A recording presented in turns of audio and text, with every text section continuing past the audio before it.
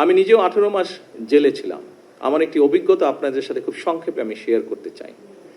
আমি দেখেছি জেলখানায় যতজন মানুষ বন্দি কয়েদি যেভাবেই তাদেরকে আমরা ডাকি না কেন, তার মধ্যে আমার অভিজ্ঞতা হচ্ছে প্রায় 30% মানুষ আছে গরিব মানুষ, যারা বিভিন্ন কারণে জেলে গিয়েছে।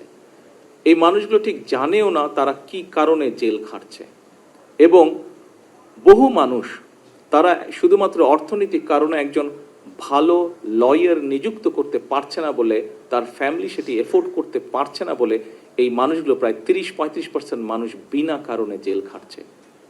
আমি মাননীয় আইনমন্ত্রীকে অনুরোধ করব এই বিষয়টিকে কিভাবে আমরা অ্যাড্রেস করতে পারি, কিভাবে এই নিরপরাধ মানুষ, এই মানুষগুলোর মধ্যে যদি কেউ নিরপরাধ থেকে থাকে এবং যারা একজন প্রপার লয়ার, একজন ভালো লয়ার এফোর্ড করতে পারছে না, এই মানুষগুলোকে কিভাবে আমরা এই বন্দিদশা থেকে বের করে আনতে পারি, এই বিষয়টি আমি ওনাকে বলবো অনুগ্রহ করে দেখার জন্য।